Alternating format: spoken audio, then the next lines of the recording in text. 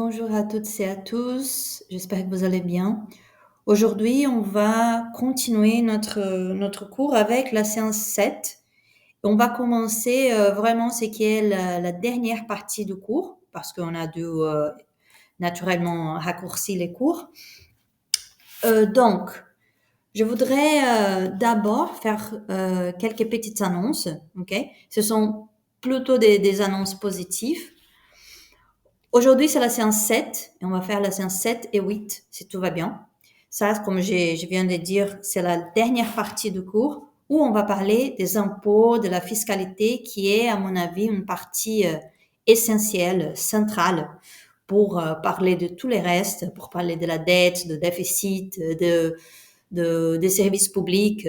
Tout dépend en grande partie de la discussion sur les recettes publiques et qu'est-ce que est en train d'arriver, en train de se passer aujourd'hui. Donc, quelques petites annonces.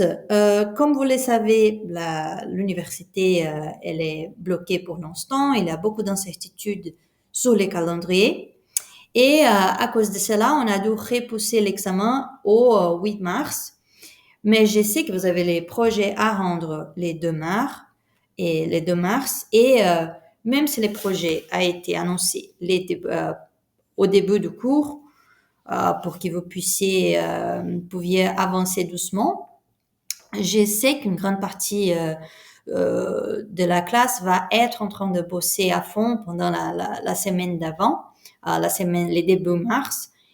Et donc, je ne veux pas trop alourdir votre charge de travail pour l'examen. Je sais que c'est déjà difficile pour certains d'entre vous, c'est une période assez exceptionnelle.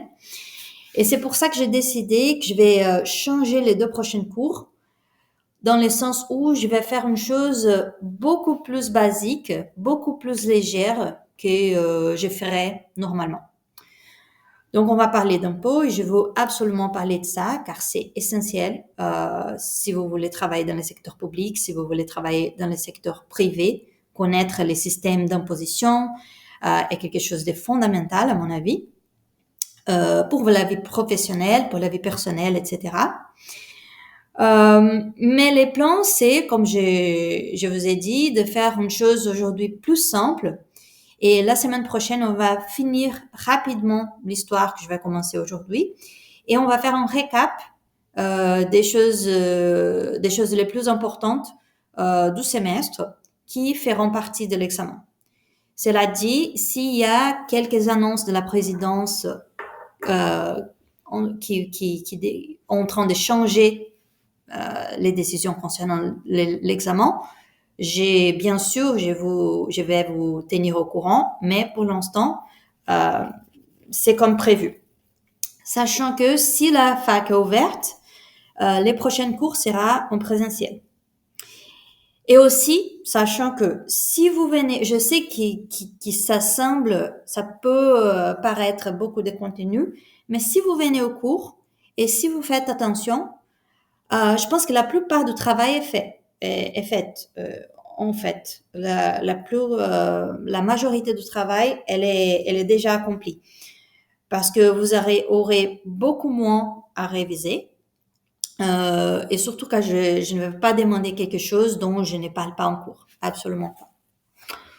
Ok, les annonces sont faites. On commence les cours. Alors, l'ordre du cours, elle est là. On a déjà parlé de l'action de l'État et son évolution sur longue période. On a déjà parlé du budget public.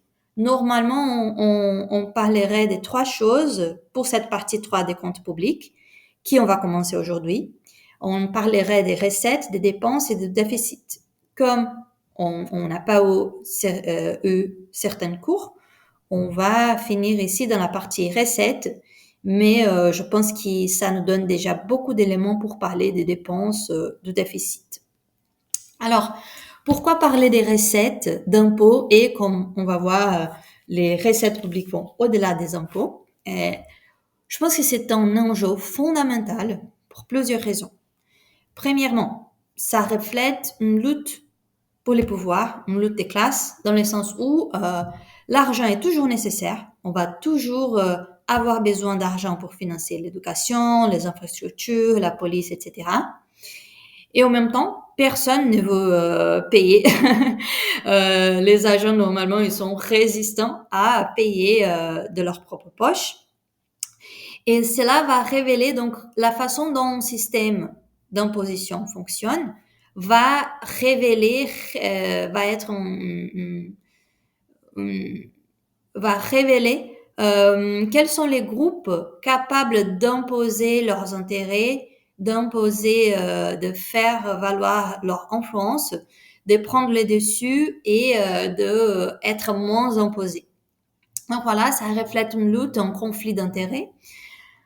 La deuxième raison, à mon avis, c'est parce que c'est très important lorsqu'on parle de déficit, de la dette publique, de parler des recettes. C'est une partie dont on parle beaucoup moins. On entend souvent à la télé, à la radio, que l'État, les gouvernements dépensent trop et c'est pour ça qu'on a un déficit. Et ça, ce n'est pas totalement vrai. On a un déficit parce que les dépenses augmentent et les recettes, elles, sont en train de ralentir et elles-mêmes au cours des 5 dernières années à peu près, ou encore plus, 6, elles ont même diminué. Okay? Donc, on verra que l'évolution des recettes de l'État joue un rôle crucial pour expliquer l'augmentation du déficit et de la dette en France ces dernières années. Et plusieurs chercheurs vont dire qu'on ne peut pas résoudre vraiment les problèmes de la dette sans s'attaquer à la question des recettes, qui sont, elles, insuffisantes pour couvrir les dépenses qui augmentent. Et une autre raison pour laquelle c'est intéressant et important de parler de la fiscalité, c'est que on n'a jamais eu dans les économies modernes un niveau d'inégalité aussi élevé qu'aujourd'hui. Et traditionnellement, les impôts étaient un levier central à travers lesquels les États arrivaient à réduire les inégalités. Et aujourd'hui, les impôts ont perdu beaucoup de cette capacité à réduire les inégalités. Et encore à nouveau, il y a plusieurs chercheurs qui affirment qu'on peut pas, on ne pourra pas réduire les inégalités actuelles sans s'attaquer à la question de la fiscalité. Donc, plusieurs bonnes raisons pour étudier cela. Cette partie des recettes publiques, la bibliographie, c'est les manuels de Hort, mais j'ai juste cette partie qui est là. Néanmoins, j'ai mis deux ressources supplémentaires. Les premiers, ici, qui est dans les grands manuels d'économie politique, c'est un article très court, très petit, mais très bon, très synthétique et très didactique, très pédagogique. Je vous conseille de les lire parce que je pense que ça va vous aider. C'est beaucoup plus simple que Florence Hort. C'est un peu plus basique, mais c'est intéressant. Et Jean-Marie Monnier, c'est un peu plus avancé, c'est le contraire. C'est un peu plus avancé, plus complexe, mais c'est un texte très, très riche. Je pense très intéressant aussi. Quelques articles et podcasts, si jamais vous êtes intéressé par ce qu'on discute ici et vous voulez entendre des discussions sur cela. Bien sûr, c'est pas obligatoire, c'est juste si vous êtes intéressé. Et voilà, on va commencer avec quelques propos courants sur la fiscalité que je suis sûre que vous avez déjà entendu quelque part. On entend souvent dire que la France est championne du monde des impôts, que les entreprises n'embauchent pas car elles payent trop d'impôts, que la France est moins compétitive car les entreprises payent trop d'impôts, que les pauvres ne payent pas d'impôts, que si on taxe davantage les très riches, ils vont partir ailleurs. Enfin, il y a plein d'idées reçues sur la fiscalité. Alors, à première vue, d'une vision très superficielle, je comprends. Ces affirmations, elles ont l'air d'être vraies. Il y a des raisons dépenser cela. On comprend au moins pourquoi les gens peuvent penser comme ça. Mais si on comprend vraiment comment fonctionnent les impôts, les prélèvements, si on comprend les différents effets que un système d'imposition peut avoir sur les agents économiques, on se rend compte très vite qu'aucune de ces idées n'est forcément vraie. Okay? Elles doivent toutes être nuancées. Il n'y a aucune de ces affirmations qui soit vraie en soi. Alors, pour faire cette analyse un peu plus approfondie, un peu plus nuancée, on va avoir besoin d'apprendre, de comprendre certains concepts qui sont peut-être nouveaux pour vous, plus techniques que ce qu'on entend normalement. Mais c'est ça l'idée, hein. C'est l'idée d'aller au-delà des idées reçues qui sont à la télé. Et pour cela, on va parler de certains concepts. On va aborder rapidement 13 choses dans cette partie. Premièrement, on va parler du concept des prélèvements obligatoires. Après, on va parler du concept des pressions fiscales. Qu'est-ce que c'est la pression fiscale en France? Quelques comparaisons internationales. Et pour finir, on va parler de l'architecture du système français et faire des comparaisons internationales aussi. Idéalement, on allait étudier une quatrième chose dans cette partie. C'est une analyse critique de certains problèmes du système français.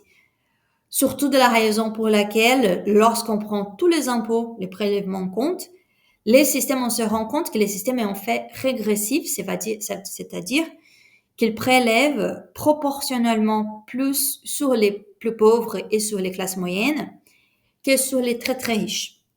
Et on peut voir cela dans les données.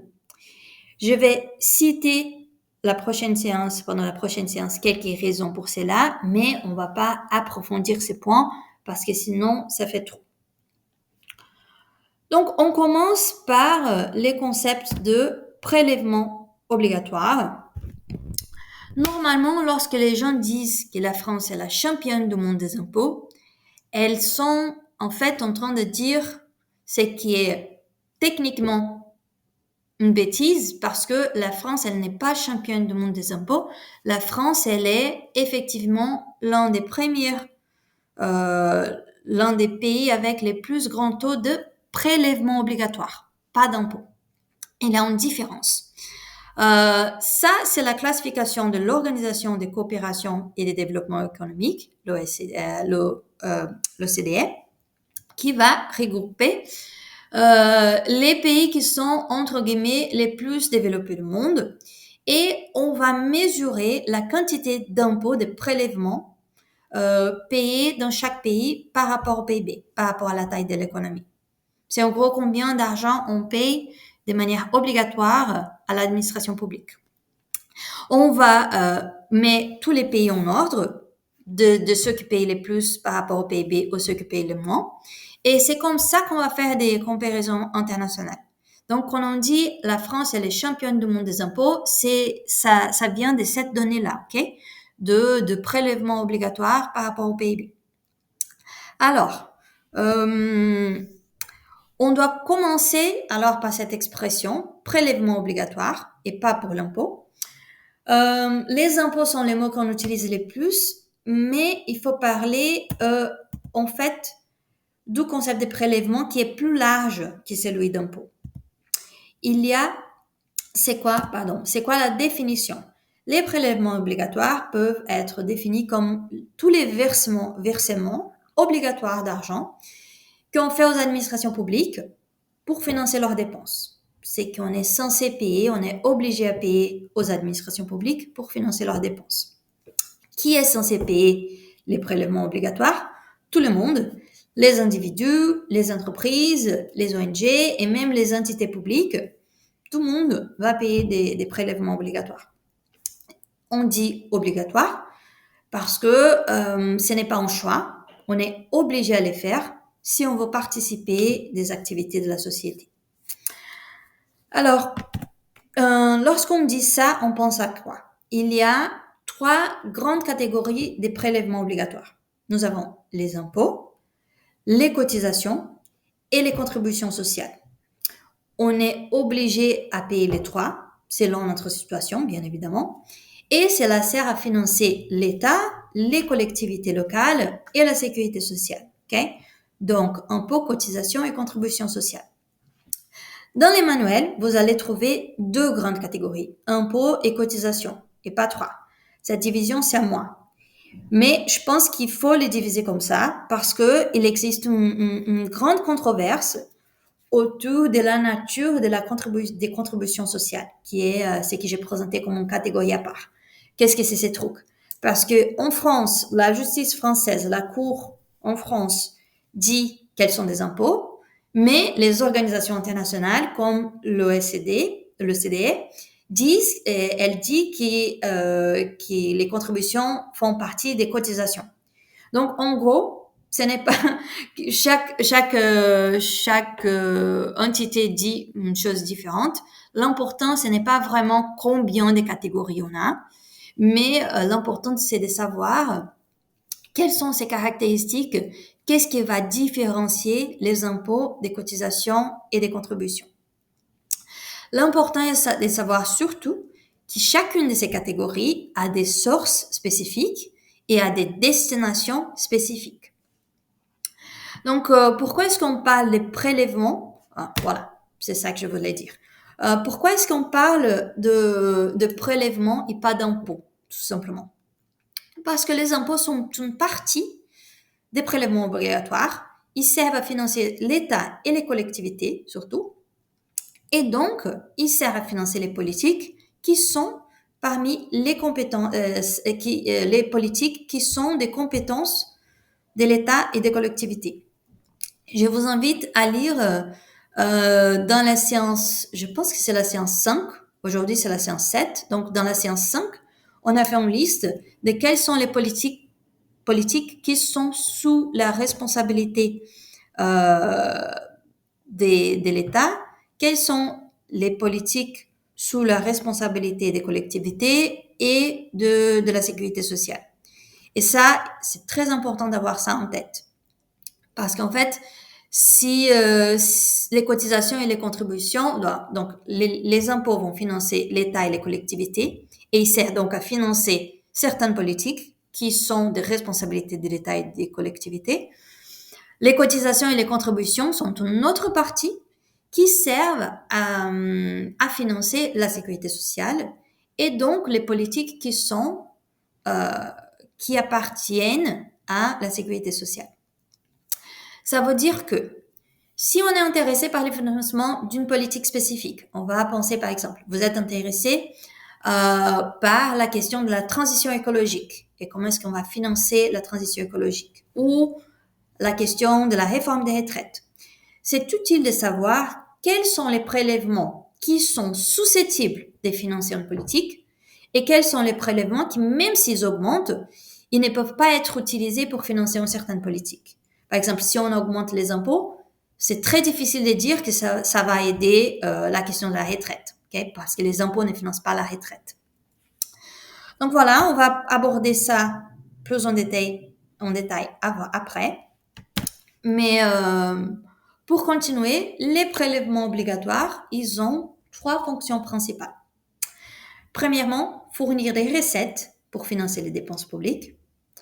Deuxièmement, servir d'outil des politiques sociales, surtout pour réduire les inégalités. Et pour finir, il sert aussi comme un outil de politique économique pour stimuler la croissance, l'emploi, etc.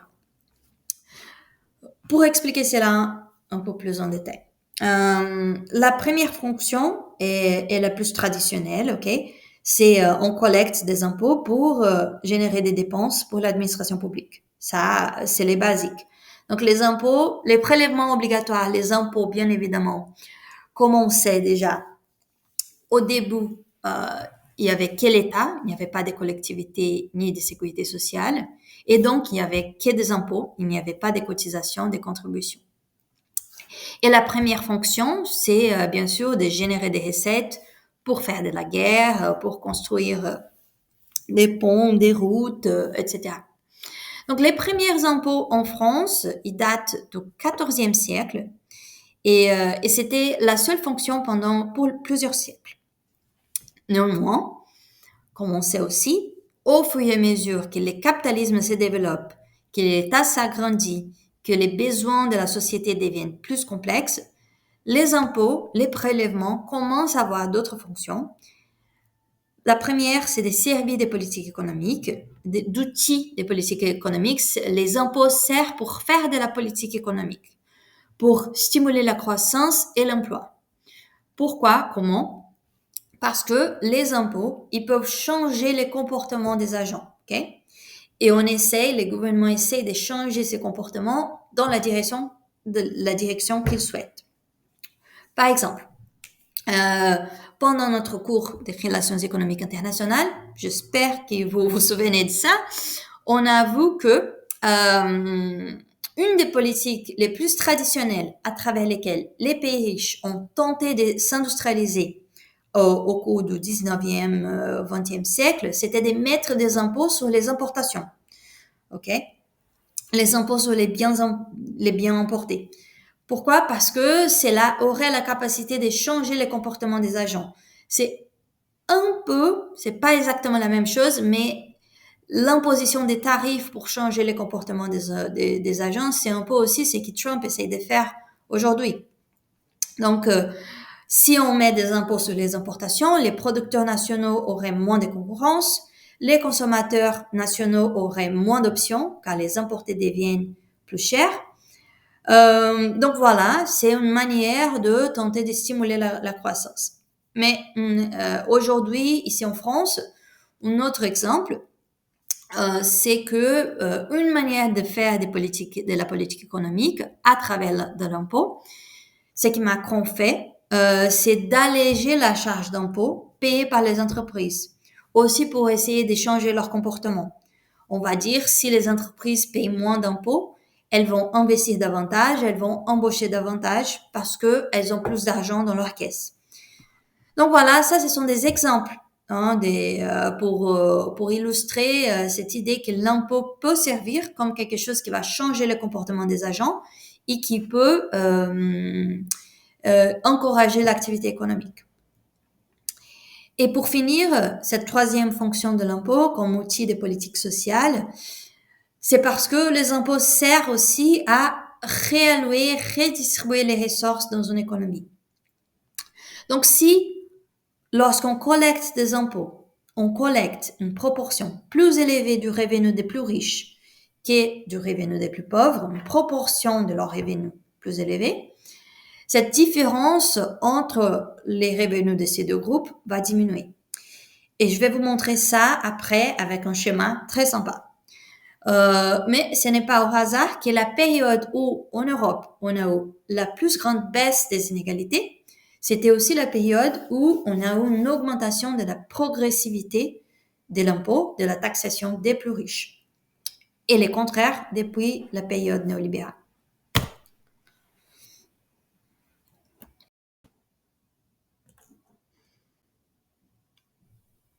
Alors, quels sont les différents types de prélèvements et quelle est la différence entre eux?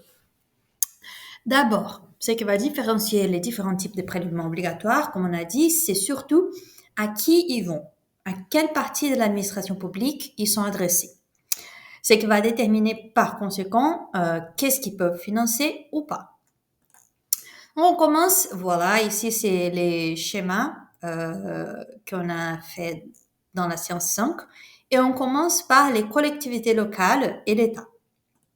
Alors, on commence donc par les impôts. Les impôts sont destinés à l'État et aux collectivités surtout.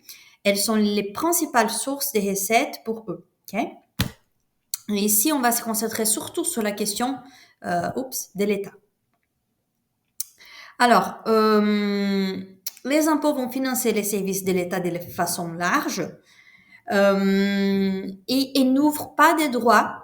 Donc, je vous invite à lire quels sont ces services-là, mais en gros, les infrastructures, les services de la dette, l'administration publique, etc.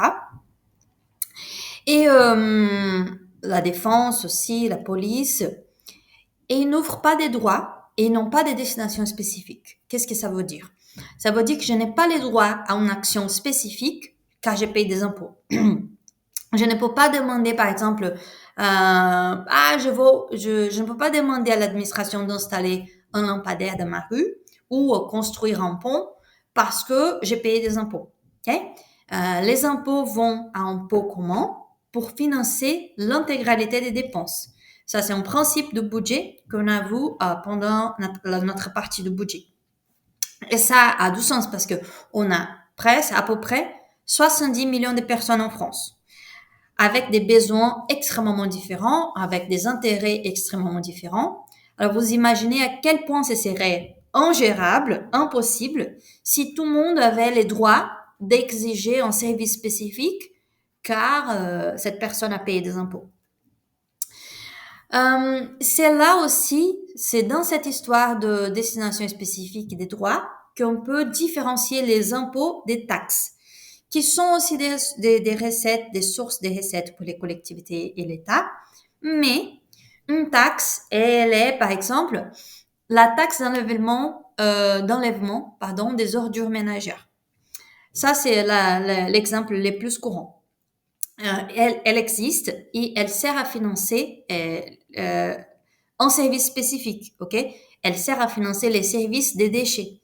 Donc, ce n'est pas un impôt car elle ne va pas en impôt commun. Elle sert à un service spécifique et on ne peut pas utiliser les recettes de la taxe d'enlèvement d'ordures ménagères pour payer des enseignants, par exemple. Bon. Et pour finir, les impôts sont prélevés sur plusieurs bases. La base, c'est quoi? La base, c'est sur quoi un impôt il est calculé. Par exemple, c'est un pourcentage, l'impôt, ça va être un pourcentage de votre revenu, ça va être un pourcentage de la valeur de votre maison, ça va être un pourcentage de la valeur d'un produit que vous avez acheté au supermarché. Et donc, les revenus, la valeur de la maison, la consommation au supermarché, ça, ce sont des bases, ok? Si je vous demande quels sont quelques exemples d'impôts qu'on connaît, quelques bases d'imposition qu'on connaît les plus. J'imagine que vous allez citer l'impôt sur les revenus, l'impôt sur les sociétés, que c'est l'impôt sur les profits, la taxe sur la valeur ajoutée, qui c'est l'impôt sur la consommation, la taxe foncière, qui c'est l'impôt qu'on paye sur les biens immobiliers, c'est la valeur de notre maison, d'un appartement, d'un terrain. Donc, bien sûr, vous pouvez lire la liste des impôts, on va parler de ça, la liste des impôts les plus courants. Mais je pense qu'il est plus intéressant, c'est de dire que, en fait, faites attention au fait qu'il y a beaucoup de prélèvements qui s'appellent des taxes, mais ils ne sont pas des taxes. Ils sont en fait des impôts. Pourquoi? Parce qu'ils ne sont pas attachés à un service spécifique.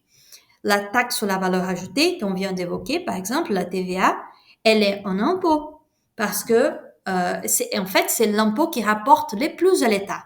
Plus que l'impôt sur les revenus, plus que l'impôt sur les sociétés, c'est la TVA.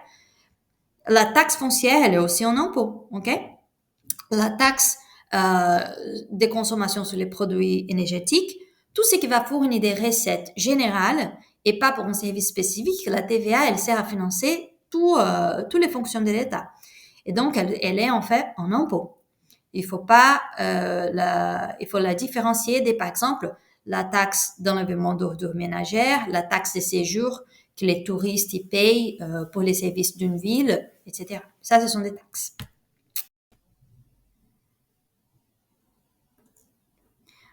Ensuite, nous avons les recettes de la sécurité sociale. On commence ici, tac.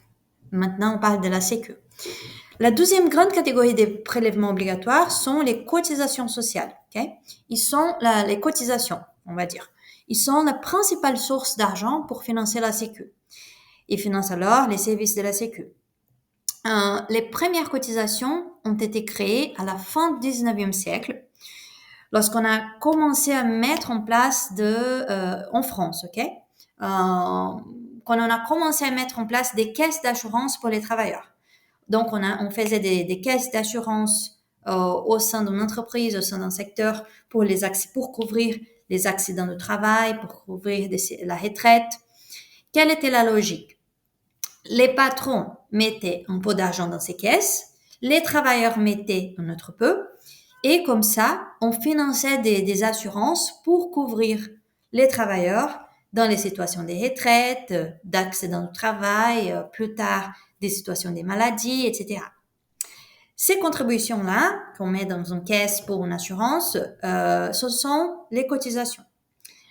À l'époque, donc ça c'est le 19e siècle à peu près, ce n'était pas un régime de l'État, ce n'était pas un régime pour tous les travailleurs, mais en 45, on va créer la sécurité sociale, et ces droits vont être étendus à la plupart des travailleurs.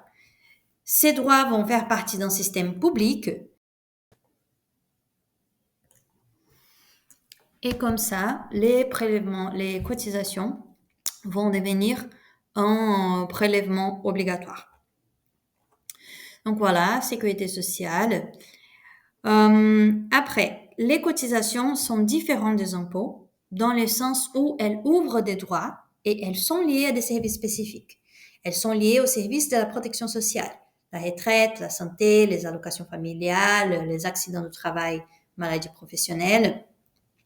Et on a l'assurance chômage aussi qui ne fait pas partie de la du régime général de la sécurité sociale, mais fait partie de ce qu'on appelle la protection sociale plus large, qui est financée aussi par des cotisations, au moins en grande partie. Alors, donc, en payant des cotisations retraite, j'ai un droit à la retraite. En payant des cotisations chômage, j'ai un droit à une allocation si je suis au chômage. Et ainsi de suite, ok? L'exception ici, c'est plutôt la santé, car au début, c'était vrai, on pourrait accéder aux services de l'assurance maladie, donc les remboursements des soins si on va en médecin, les hôpitaux, on pourrait en bénéficier si on avait payé les cotisations maladie. Mais heureusement, cette règle a été flexibilisée depuis 1945 et aujourd'hui, n'importe quelle personne en situation régulière en France peut accéder au système de santé, même si on ne paye pas des cotisations sur notre salaire. Petite parenthèse, pour ceux qui sont en situation irrégulière, ici, on entend les termes que les gens utilisent parfois, c'est les sans-papiers. Pour eux, il y a un dispositif spécial qui s'appelle l'aide médicale de l'État, qui n'est pas géré par la Sécu, mais par l'État. Donc, les cotisations sont payées sur une seule base, ok, sur les salaires. C'est un pourcentage des salaires. Et tant les employeurs comme les employés vont les payer. Donc ça, c'est très important pour parler après des compétitivités, de parler des politiques économiques. Attention, de politiques de chômage, d'emploi. Attention, les cotisations, à cause de l'histoire, on sait maintenant comment les cotisations ont été créées, pourquoi. Ça veut dire que les cotisations sont prélevées sur les salaires et c'était en théorie, en principe, ce sont aux employeurs, aux patrons et aux employés, aux travailleurs d'y contribuer. Nous avons donc aujourd'hui, on a les cotisations patronales qui sont payées par l'employeur, un pourcentage du salaire qui est payé par l'employeur. On a les cotisations salariales qui sont un pourcentage du salaire payé par l'employé et les cotisations des indépendants si vous êtes indépendant. Sachant que ça, ce sont des cotisations qui vont à des caisses et après, ça sert à financer la retraite, la couverture maladie, etc. Donc, c'est un argent que j'ai payé, mais que moi, je reçois ou je vais recevoir après, à travers les systèmes de sécurité sociale. Ici, je vous ai mis, juste pour vous donner un exemple très concret, pour rendre cela un peu plus dynamique, je vous ai mis ici mon propre bulletin de salaire. Comme je suis fonctionnaire, on dit un traitement. Donc, c'est un peu spécifique. Mais ici, qu'est-ce qu'on voit? On voit mon salaire brut, OK? Et la plupart des restes, ce sont des cotisations. Contributions ici et des cotisations. Tout ce qui est cote, ce sont des cotisations. Et c'est à moi et à mon employeur de payer. Et elles sont notées ici. Et mon salaire net, c'est que je vais recevoir dans mon compte, c'est les salaires bruts, les traitements bruts, moins tous ces prélèvements qu'on doit payer. Donc, il y a des cotisations salariales qui c'est à moi de payer. Par exemple, ici, la retraite additionnelle de la fonction publique pour ma retraite complémentaire et à mon employeur dans le cas de l'État. Et ça sert à financer quoi? Les allocations familiales, maladie ici, retraite, bref.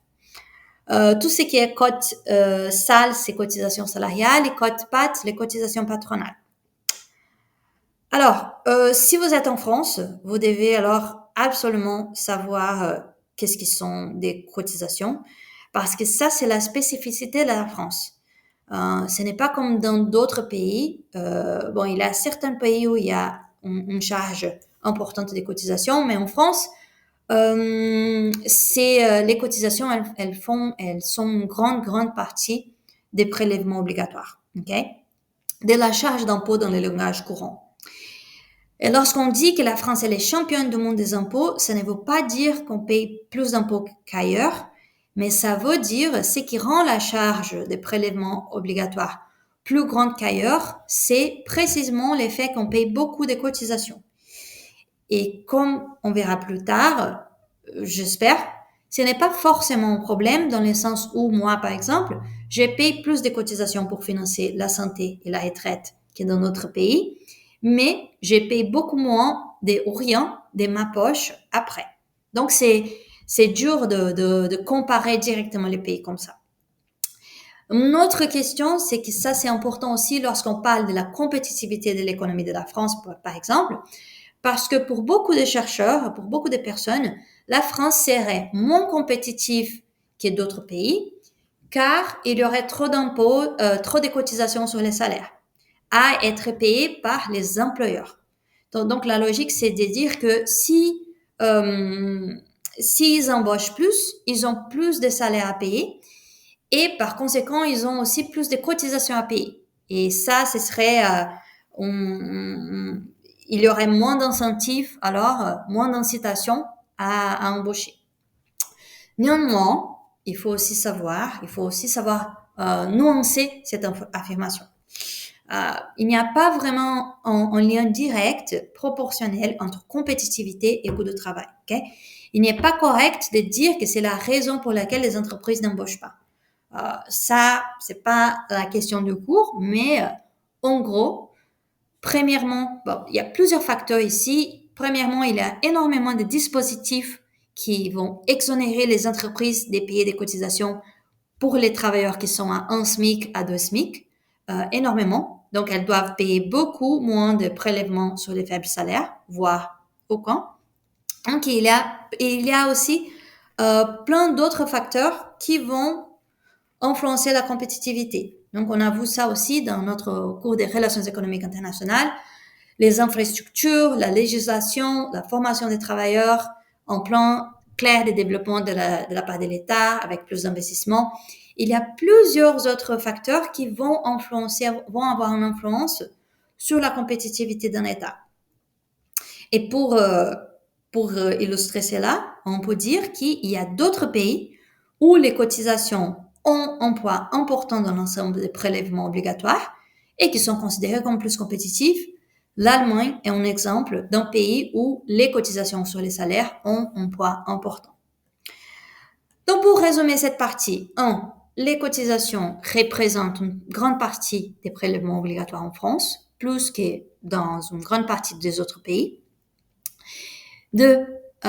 Les prélèvements obligatoires, c'est les cotisations ils vont servir à financer la Sécu et cela a des contreparties pour la population qui sont aussi des contreparties plus élevées que dans d'autres pays. Et 3, les cotisations sont au cœur des débats de la compétitivité en France, mais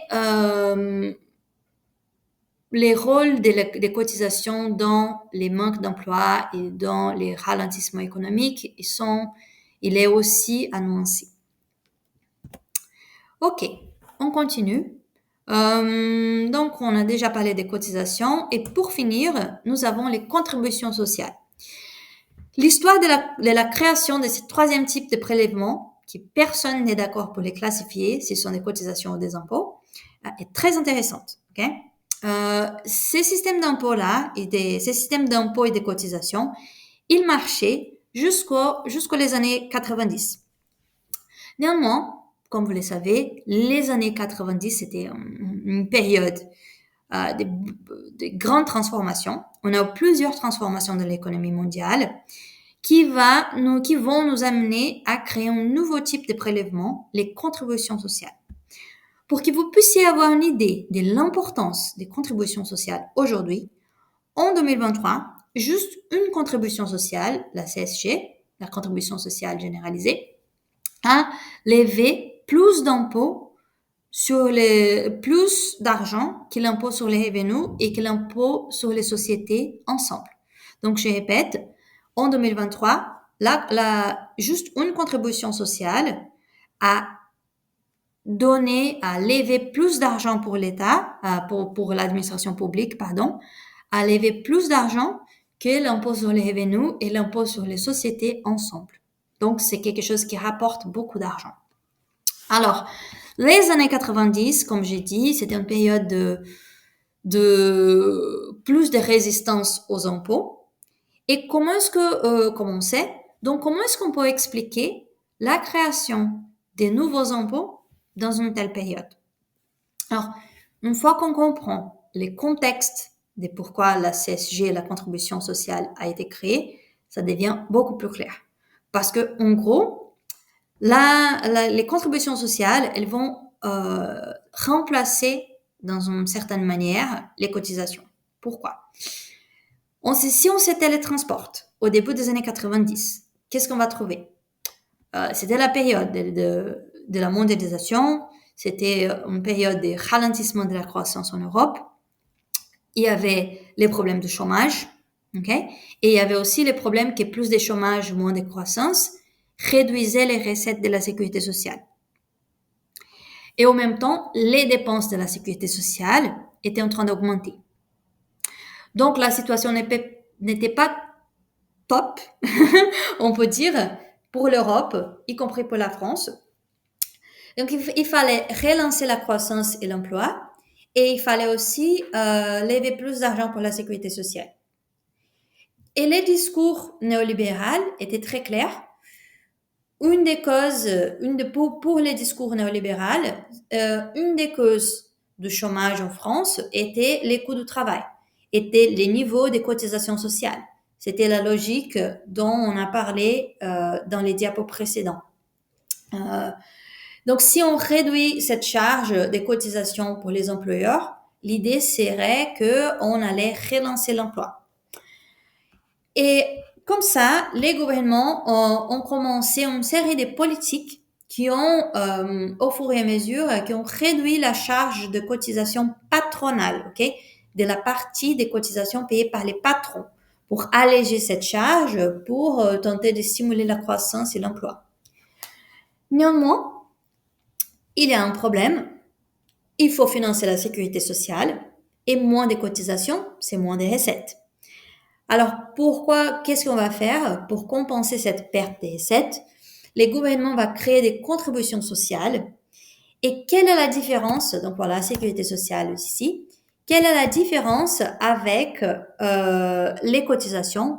C'est surtout que elles ne sont pas prélevées exclusivement sur les salaires. Elles ont une assiette plus large, plus diversifiée, ce qui va dire qu'on va alléger la partie de la Sécu financée par les patronats. Et pour compenser, on va avoir des contributions sociales qui sont payées par les travailleurs, qui sont payées par les retraités, qui sont payées par les chômeurs, qui sont payées par les bénéficiaires d'allocations sociales. Pourquoi? Parce que, en fait, les cotisations étaient imposées juste prélevées exclusivement sur les salaires. Et les contributions sociales, elles sont prélevées sur tout type de revenus. OK? Tout type de revenus. Donc, on doit les payer lorsqu'on reçoit un salaire, lorsqu'on reçoit une allocation chômage, lorsqu'on reçoit une pension retraite, etc. On doit payer les contributions. Et donc, ce n'est pas que sur les salaires. Et il n'y a pas une partie patronale, ok, comme dans les cas des cotisations.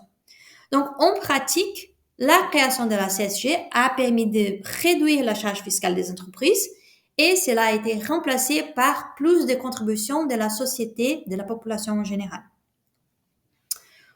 Hop. Il y a d'autres choses peut-être à dire. Oui, c'est l'effet elle n'ouvre pas de droits comme la cotisation, comme les cotisations.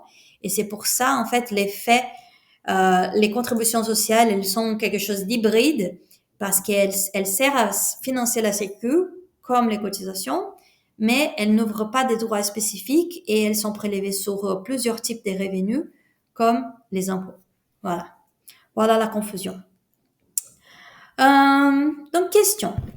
Si je vous demandais combien chaque type de prélèvement obligatoire contribue pour le total des recettes des prélèvements collectés par l'administration publique, donc combien ça apporte les impôts, les contributions et les cotisations, qu'est-ce que vous allez penser?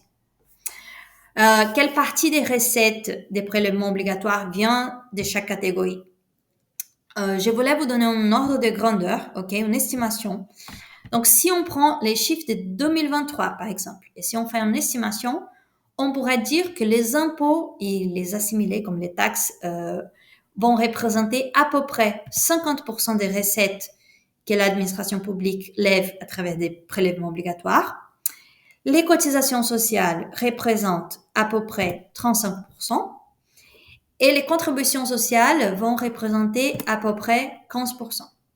Alors, cela va varier d'année en année, bien sûr, mais ça reste à peu près autour de ces valeurs. OK? Alors, ça, c'est la première partie, donc quelque chose de très simple. Et dans la deuxième partie de ces cours, je vais, parce que je veux diviser les cours dans plusieurs parties pour rendre cela plus facile pour vous d'accompagner, de les regarder. Dans la deuxième partie du cours, on va parler des comparaisons internationales. Donc voilà, à bientôt.